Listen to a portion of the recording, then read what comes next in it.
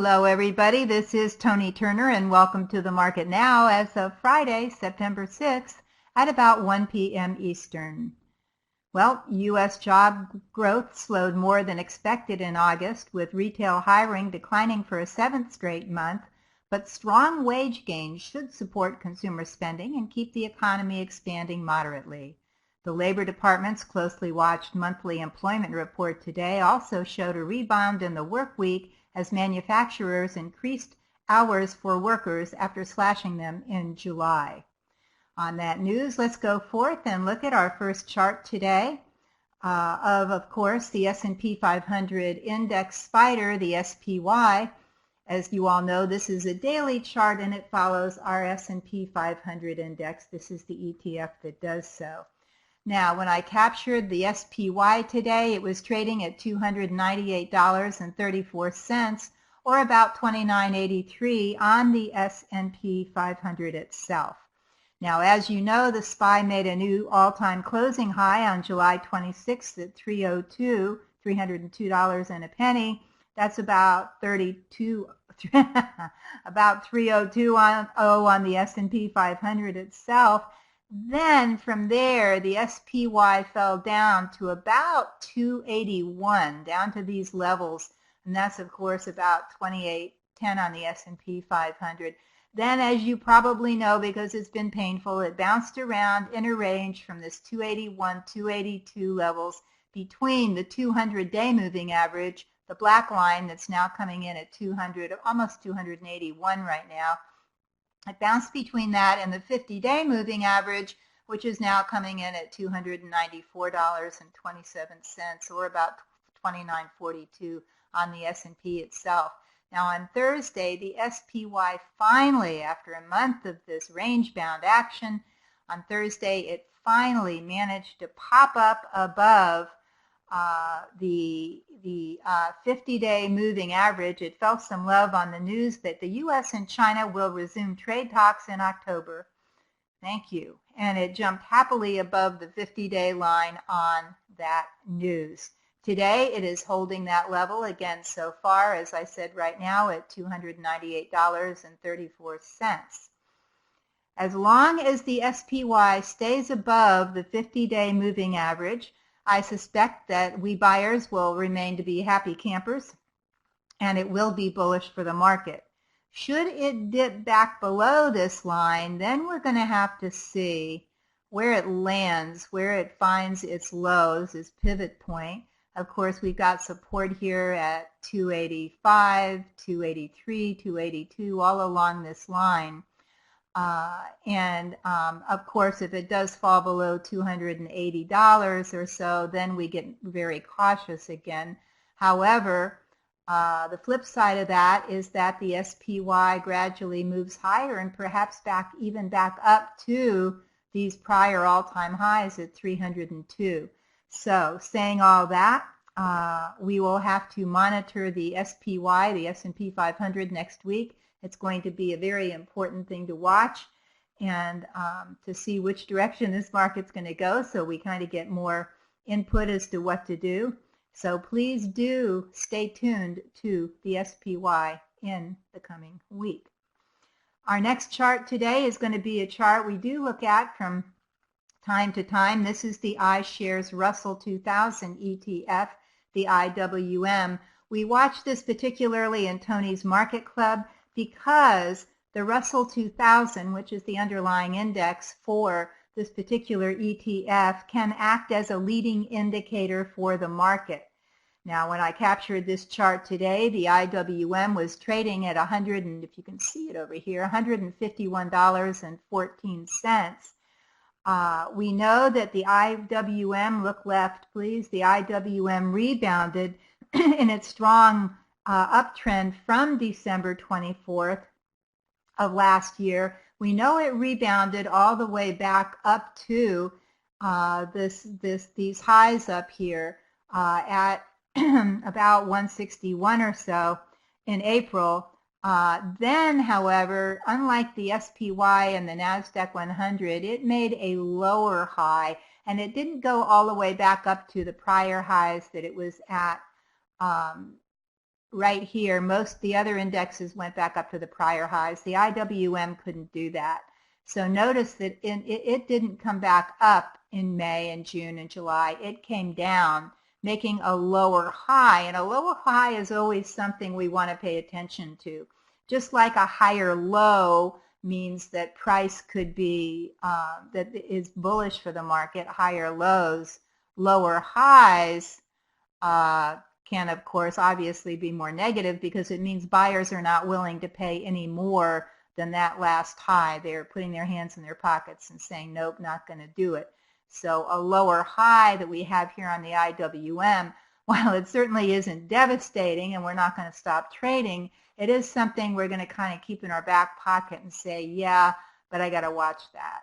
As you can see here too, from the May lows here, we have this same kind of angle here, and we know that the IWM fell to a low in August at about $144.25. Now, since then, it's moved higher. That's good, but unlike its the SPY and the QQQ or the NASDAQ 100, it did not trade in a range between the 200 and the 50-day moving averages during July and August. It traded below the 200-day line, which means it really is taking quite the summer nap here.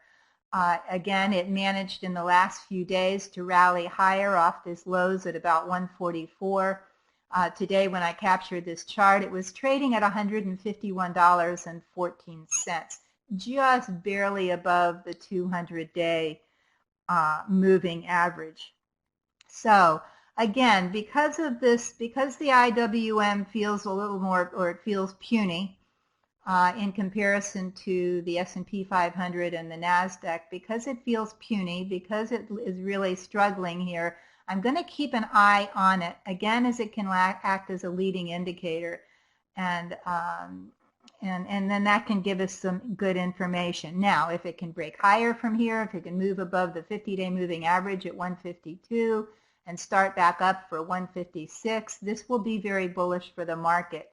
If, on the other hand, the IWM just gives up in the next week and starts falling back a little lower, I will get more conservative and more cautious again. Of course, I'm watching this low here at 144 with interest. The IWM will probably show a bullish move or a bearish move next week because it's kind of in no man's land here today.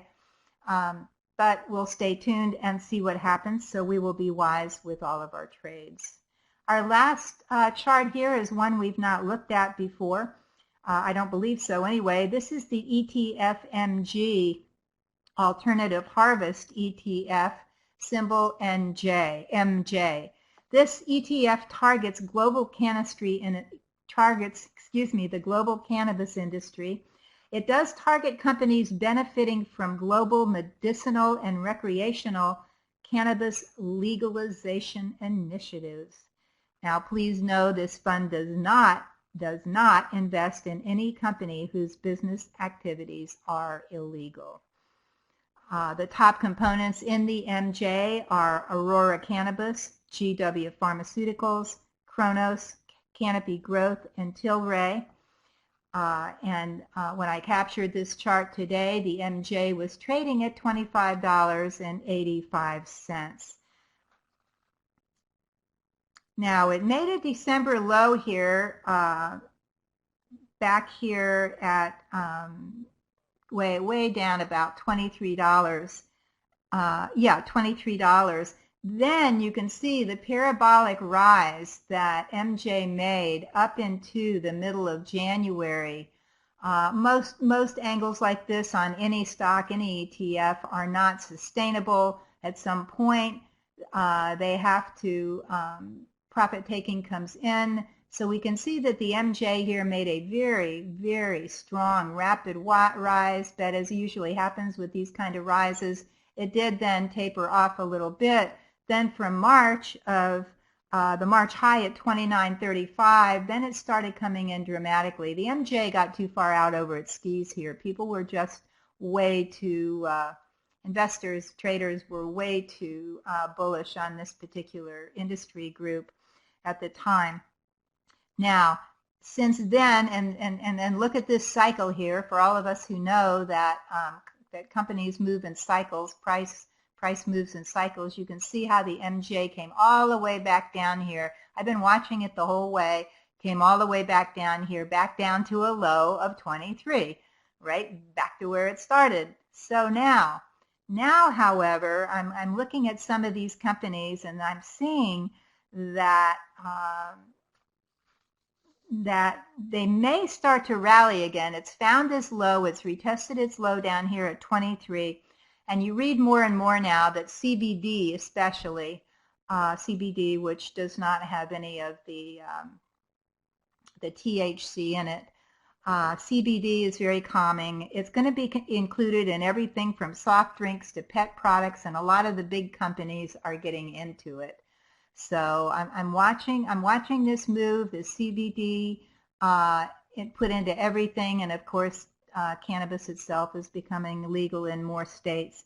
So there's a lot of medicinal, also a lot of good medicinal things going on here that may be good. So I'm going to keep an eye on the MJ here. Right now it's trading below its 200-day moving average, its 50-day, and down below its 20-day moving average. We can see this downtrend here. It's pretty stayed. But I'm looking at the fact that it's come down here and come back down to 23. I'm looking at some added volume coming in here. Kind of hard to see, but I can spot it. Also see the RSI is moving up, hooked up out of overbought or oversold territory, excuse me. Hard to see here also, but the MACD signal line has just moved above the MACD line a tiny bit. So I'm looking at this potentially as a tradable bottom here in the MJ. So if the market remains positive in the coming week, I may add shares of the MJ to my trading portfolio. I'm going to place my initial stop here, down here at 22.90. And then if the MJ continues to be positive, I'll turn that stop into a trailing stop. I'm also going to keep an eye on this gap at 27 to see if that can get filled. That would be very nice.